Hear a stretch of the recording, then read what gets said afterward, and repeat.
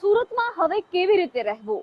આ સવાલ હું એટલા માટે કહી રહી છું કારણ કે સુરતમાં હવે નાની નાની વાતોમાં પણ હત્યા કરી દેવામાં આવે છે. હીરાનગરી અને ટેક્સટાઇલ માર્કેટ તરીકે જેની ઓળખ છે એવા સુરતની હવે સુરત જ બદલાઈ ગઈ છે અને વાત વાતમાં જાણે હત્યાના બનાવો દિન પ્રતિદિન વધી રહ્યા છે.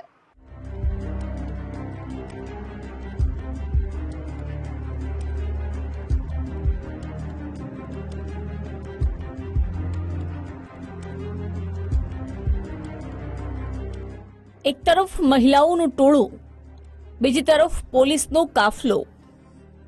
મહિલાઓના આક્રોશ વચ્ચે સાંભળવા મળી રહ્યો છે એક જ શબ્દ,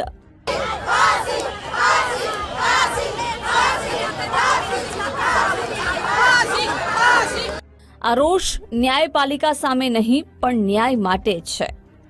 સાજિયા લેતી મહિલાઓનો આ આક્રંદ પોતાના એ વહાલસોયા દીકરા માટે છે જે ઘરનો સહારો હતો, જે ઘરનો એકનો એક દીકરો હતો, જે ચારે બહેનો વચ્ચે એક ભાઈ હતો, જે પરિવારનો આધાર સ્તંભ હતો, એ પરિવારનો કાળજાનો કટકો હતો, જેનો ના હતો કોઈ વાંક કે ના હતો કોઈ ગુનો.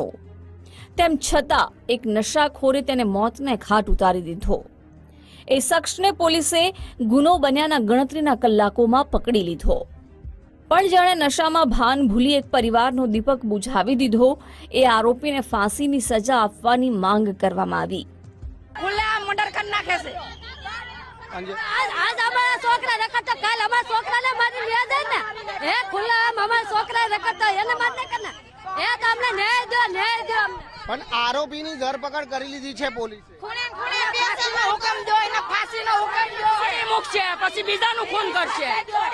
આરોપીને પકડી લીધો, છોડી મૂકશે, પૈસા ખાય પછી બીજાનું ખૂન કરશે. તો એને ફાંસીની બચ્ચાનો તો જ ઇન્સાફ મળ્યો કહેવાય. એને ફાંસી આપો, એને ફાંસી દો તો અમારા બચ્ચાનો ન્યાય પૂરો થશે. સુરતમાં સનસનીખેજ હત્યાની ઘટના.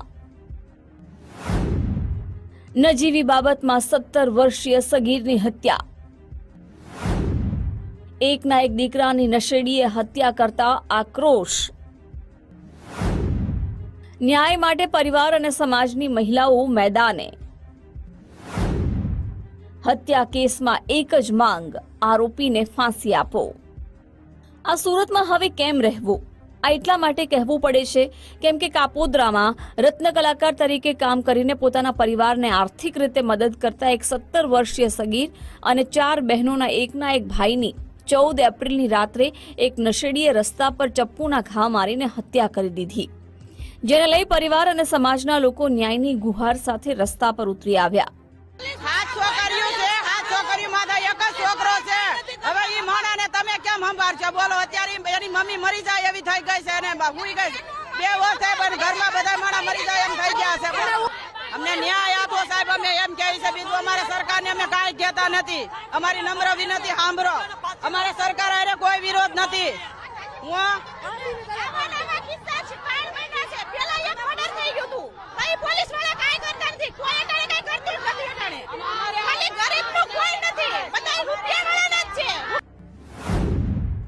કયા સંજોગોમાં સગીરની થઈ હત્યા?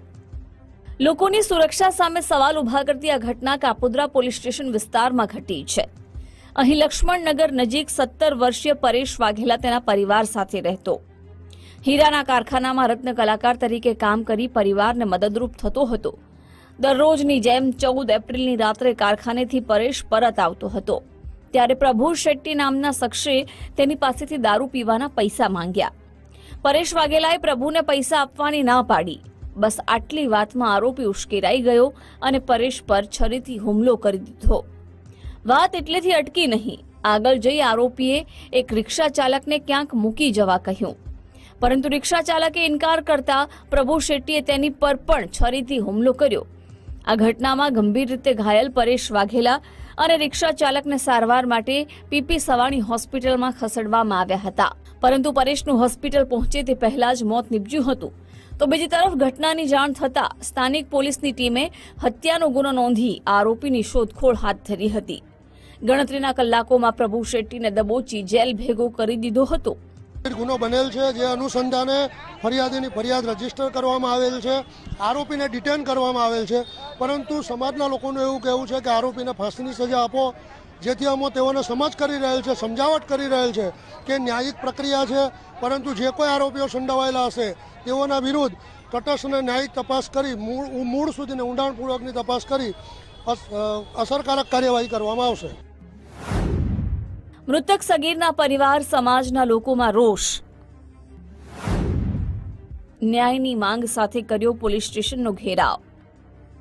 સગીરની હત્યા કરનાર આરોપી પ્રભુ શેટ્ટીની ધરપકડ પોલીસે કરી લીધી છે, પરંતુ આવી ઘટના ફરી ન બને, ભવિષ્યમાં કોઈના ઘરનો કુળદીપક ન બુઝાય તે માટે સગીરના પરિવાર અને સમાજના લોકો મેદાને ઉતર્યા.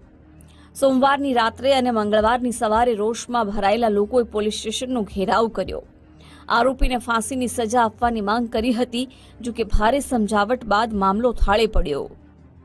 इस पे हमने तुरंत ही कार्रवाई करते हुए जो आरोपी है उसको अरेस्ट भी कर लिया है और जो सेकंड आरोपी है उसको भी अभी हमने पकड़ लिया है और जो लोगों की डिमांड है कि इसको फांसी हो, लेकिन हम इस पे कायदेसर कार्रवाई करेंगे और हम अपना पेपर वर्क और केस को स्ट्रॉन्ग करेंगे और इस केस में हमने एक SIT का भी गठन कर लिया है और इस पे हम स्पेशल PP का भी निमणूक रिक्वेस्ट करेंगे और इसको जल्द से जल्द हम चार्जशीट करके इस पे सजा का प्रयत्न करेंगे. આરોપી પ્રભુ શેટ્ટી નશો કરવાની ટેવ ધરાવે છે. નશા માટે થઈને જ તેણે પરેશ અને એક રિક્ષા ચાલક પર છરીથી હુમલો કરી દીધો. આ ઘટના આરોપીની ગુનાહિત માનસિકતા તરફ ઇશારો તો કરે જ છે, સાથે સાથે આરોપીને કાયદા અને પોલીસનો કોઈ ખૌફ ન હોય તે પણ દર્શાવે છે. ત્યારે કોઈ પણ ગુના પછી કાર્યવાહીના ભાગરૂપે આરોપીની ધરપકડ બાદ કડક કાર્યવાહી થાય તે જરૂરી છે. રાકેશ બ્રહ્મભટ્ટ, ગુજરાત ફર્સ્ટ, સુરત.